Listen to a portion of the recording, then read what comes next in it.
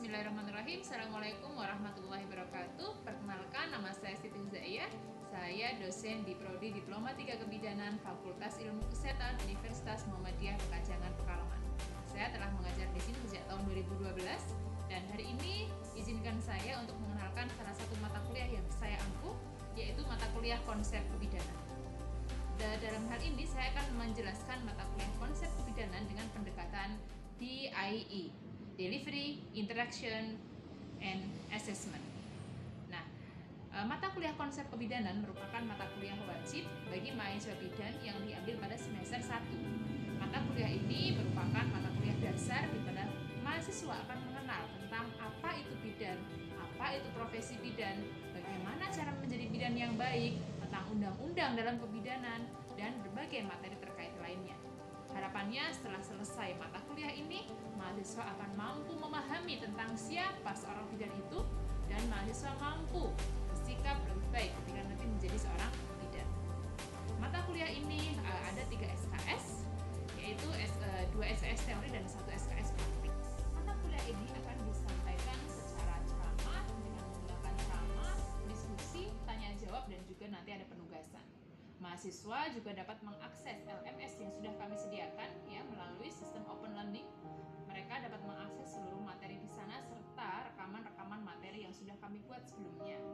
Mahasiswa juga bisa mengumpulkan tugas melalui LMS ini. Dan LMS open learning akan kami bagikan kepada mahasiswa sebelum mereka memasuki perkuliahan. Kemudian mahasiswa juga akan diberikan kesempatan untuk turun ke lahan praktik. Mereka akan dengan bebas mengakses pembelajaran di lahan praktik, ke puskesmas, ke rumah sakit, ke rumah bersalin, kemudian ke praktek mandiri bidan, di mana mereka akan mengobservasi secara langsung layanan praktek kebidanan serta ke pasien secara langsung. Harapannya setelah dari sana nanti mahasiswa akan mampu menghayati tentang peran fungsi bidan secara lebih jelas kembali. Kemudian dalam mata kuliah ini kami menyajikan beberapa buku referensi yang wajib mereka baca. Termasuk di dalamnya adalah jurnal-jurnal hasil penelitian dari saya dan tim yang kemudian bisa dijadikan sebagai bahan untuk memperkuat mata kuliah konsep kebidanan. Yang kedua adalah interaction. Dalam berinteraksi dengan mahasiswa, kami menggunakan fase tatap muka sebagai sesuatu yang istimewa. Artinya ketika kami tatap muka, baik melalui daring, karena saat ini masih pandemi COVID, maka tatap muka kita lakukan secara daring, baik menggunakan Zoom maupun Google Meet. Nah, ketika interaksi daring seperti ini, kita gunakan semaksimal mungkin untuk berdiskusi dengan mahasiswa. Mahasiswa boleh bertanya apapun yang mereka ingin ketahui terkait dengan mata kuliah konsep kebidanan. Kemudian kami juga memiliki grup WhatsApp. Kami akan menggunakan grup WhatsApp sebagai sarana bertukar informasi terkait mata kuliah yang akan nanti saya sampaikan. Kemudian kami juga memiliki LMS Open Learning. Saya akan mengunggah materi di sana, kemudian saya akan meminta mahasiswa untuk mengirimkan komentar, membuat semacam resume yang mereka unggah di Open Learning maupun nantinya di link YouTube materi yang kami kirimkan. Dan yang terakhir adalah assessment, artinya penilaian. Penilaian merupakan bagian yang tidak terpisahkan dari suatu proses pembelajaran.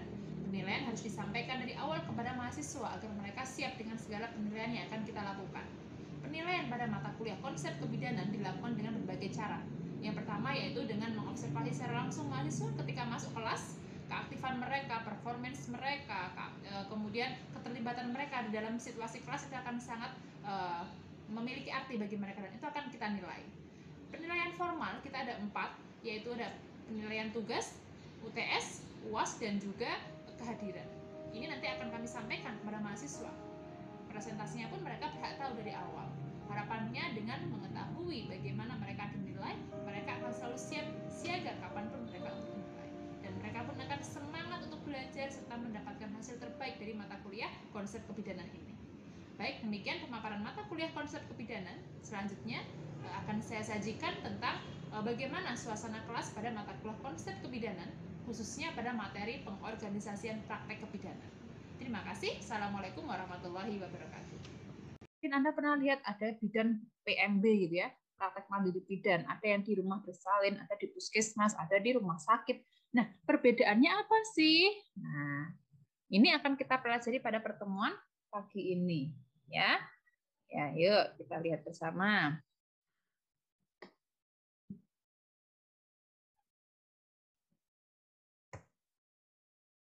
Ini ya. Nah, tujuan dari pembelajaran hari ini adalah nanti mahasiswa dapat menjelaskan ya kembali jenis-jenis layanan praktek kebidanan. Kemudian mahasiswa dapat menyebutkan contoh-contoh kasus layanan kebidanan yang diberikan pada setiap jenis layanan kebidanan. Ya, itu. Kemudian langsung saja kita ke materi ya. Ini secara umum ada tiga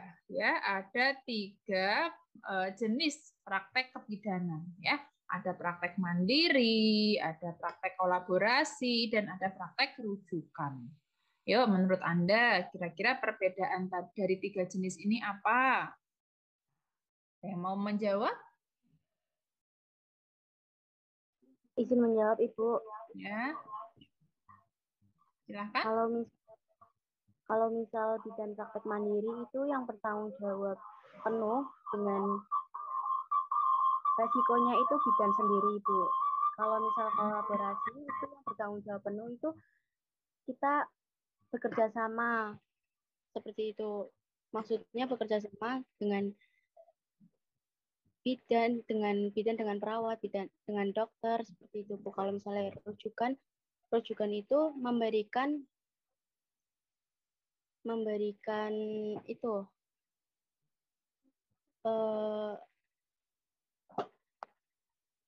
Tanggung jawab mungkin ya ke orang lain gitu ya. Memberikan tanggung jawabnya kepada orang lain, kepada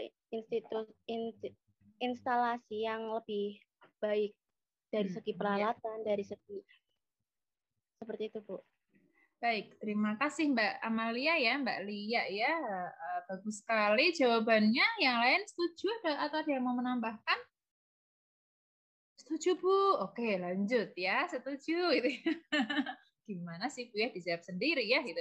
Nah, betul tadi Mbak Lia ya, bahwa layanan mandiri tanggung jawab sepenuhnya ada pada bidan tersebut. Kalau layanan kolaborasi itu yang bertanggung jawab bersama-sama ya.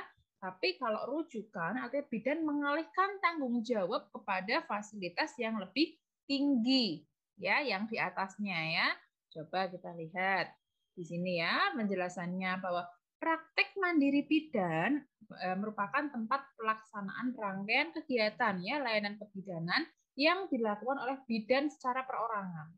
Walaupun nanti pelaksanaannya bidan mungkin akan minta bantuan tim ya, asisten ya bidan lain ya. Nanti kalau Anda buka praktek sendiri, tidak mungkin semua diambil sendiri, itu butuh asisten ya. Anda bisa merekrut bidan muda yang baru lulus atau siapa begitu ya untuk bekerja di tempat Anda. Tapi tanggung jawab penuh pada Anda yang ada nama di plannya itu gitu. Nah, kemudian apa saja sih ya yang boleh dilakukan dan tidak boleh dilakukan? Nah, lebih detail nanti ya silahkan dibaca-baca tentang Peraturan Menteri Kesehatan Nomor 28 Tahun 2017 ya tentang izin penyelenggaraan praktek bidan.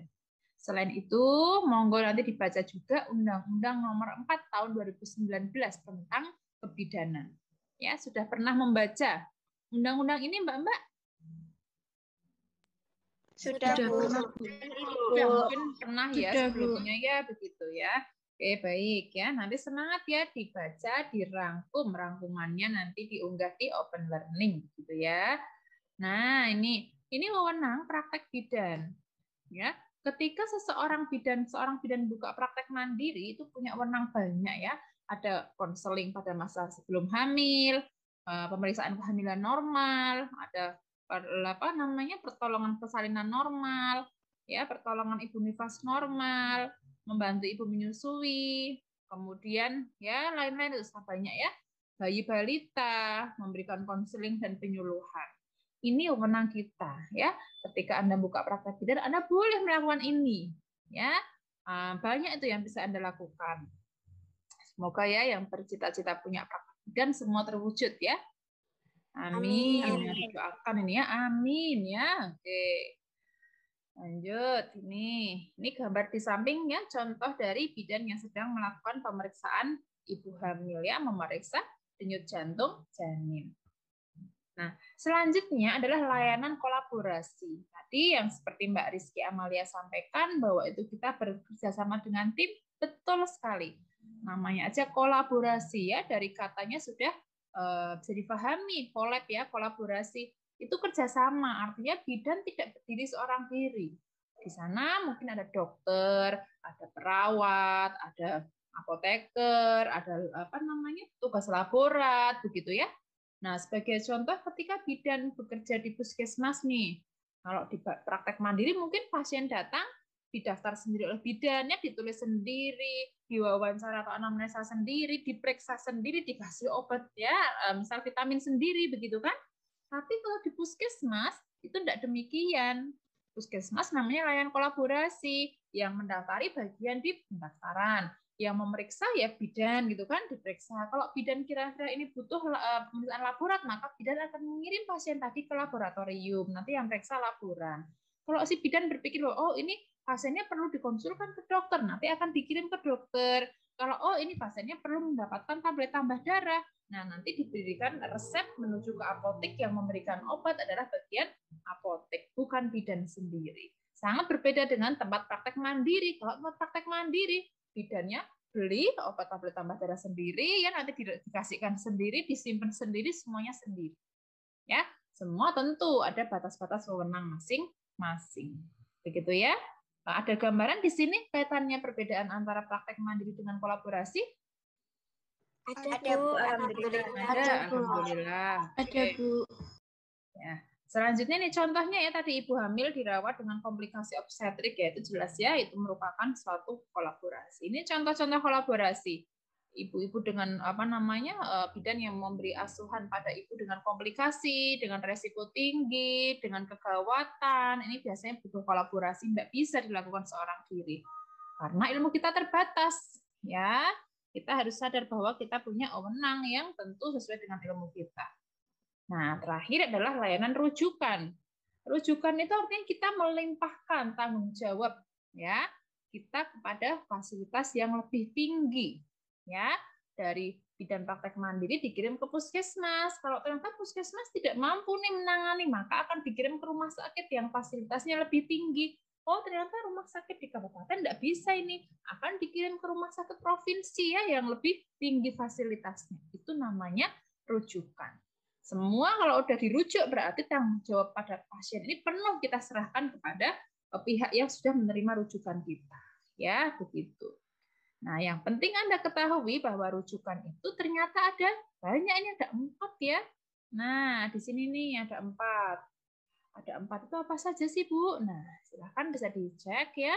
Ada rujukan vertikal ke atas, vertikal ke bawah, horizontal ke kanan, ke kiri ya. Kalau horizontal sih sama ya, mau kanan kiri ya. Kalau horizontal itu fasilitas apa namanya?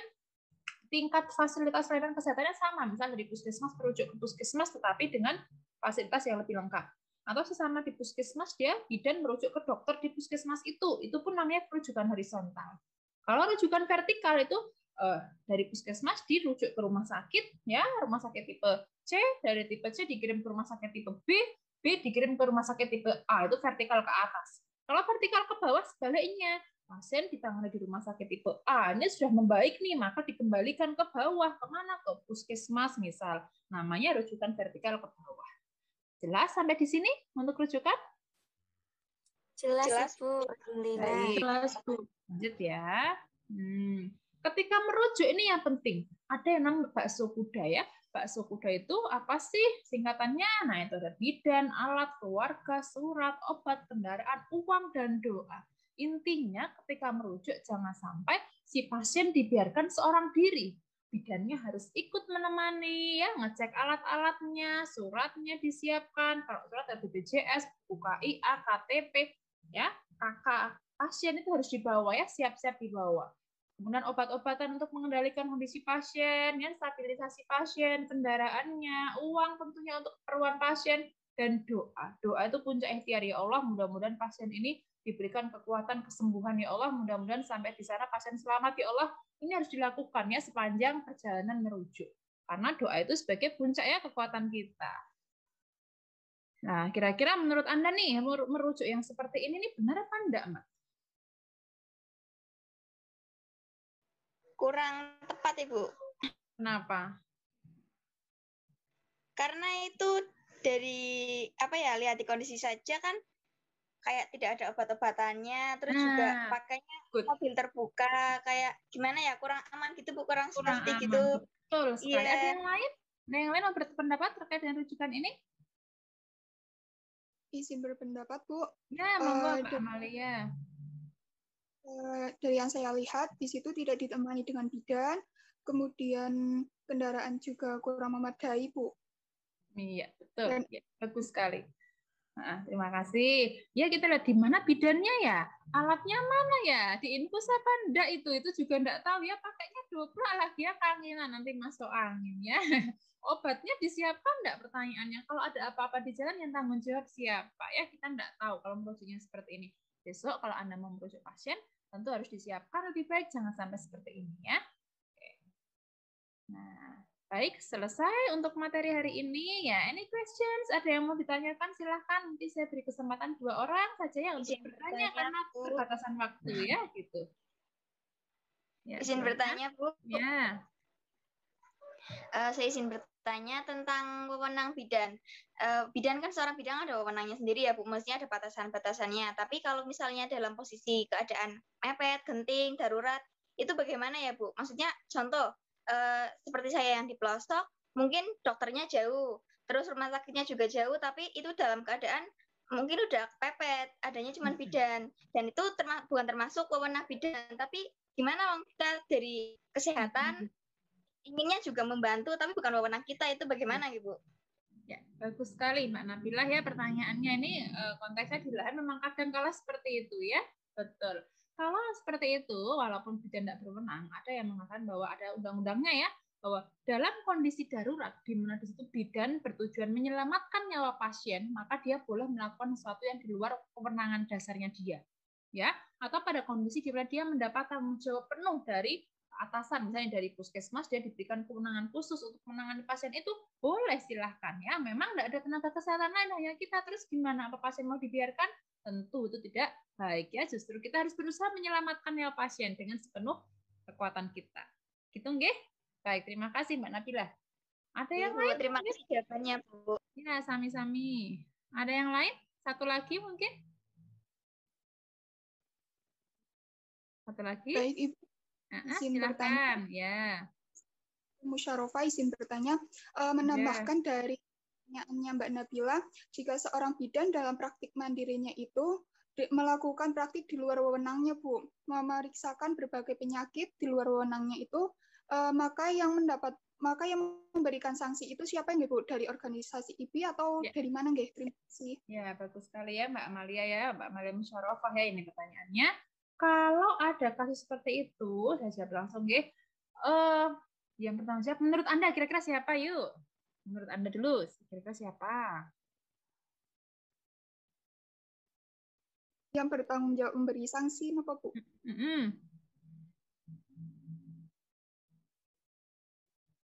Yang lain boleh ikut mikir ya.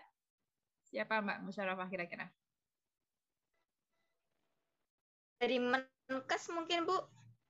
Menkes, Mbak Nabila Putri, Menkes. Ya, boleh, betul-betul ya.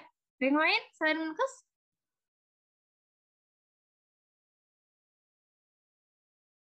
Ada yang lain? Oke ya, nanti silakan belajar bareng-bareng ya, dibaca lagi ya. Nanti ada banyak sih sebenarnya di internet ya terkait dengan audit, namanya audit maternal perinatal juga ya, kalau ada kematian ya. Kalau dia di luar kewenangan maka tentu ada Kemenkes, kalau Kemenkes di pusat ya, tapi kalau di kabupaten itu nanti kakak dinas kesehatan ya, baik kota maupun kabupaten, dinkesnya. Tentu nanti ada organisasi profesinya, IBI akan turut serta nanti dalam proses mengawal proses hukumnya kalau ada bidan yang di luar kewenangannya. Itu nggih Mbak Musyarofa ya? Nah, baik Ibu. Ya, sama-sama. Nah, sudah selesai, tinggal nanti ada pendalaman materi ya. Biar lebih mengena perkuliahan hari ini, maka ada tugas nih. Tugasnya apa, Bu? Tugas lagi ya. Ya, biar tambah semangat ya, tambah pinter Anda ya insya Allah ya. Nah, ada merangkum materi. Ya, merangkum materi di buku Anda, catatan Anda nanti di foto, di scan, diunggah di Open Learning. kemudian menginterview ya. Nanti ada saya tugaskan untuk ke puskesmas, rumah sakit, RB, dan praktek mandiri bidan dibagi kelompok ya. Nanti wawancara di sana, observasi di sana, surat sudah saya siapkan, tinggal nanti Anda ke sana menjalankan tugas. Satu kelas bagi 4 kelompok, dan tiap anggota kelompok punya peran masing-masing. Ada nanti yang mewawancara, jadi notulennya, mendokumentasikan, ada yang mungkin membuat laporannya seperti itu, sehingga semua anggota kelompok punya peran ya dalam mengerjakan tugas ini. Nah, pertemuan kedepannya nanti saya minta untuk wawancara ya, mempresentasikan hasil wawancara yang di lahan tadi disampaikan di depan kelas. Harapannya selesai tugas ini nanti Anda semakin jelas gambaran Anda bahwa oh ternyata bidan di rumah sakit itu peran fungsinya ini nih. Di sana dibagi seperti ini nih, di puskesmas seperti ini nih, di RB seperti ini, di PMB seperti ini. Oh, jelas ada bedanya. Nah, ini ya harapannya seperti itu. Baik, ada yang mau ditanyakan?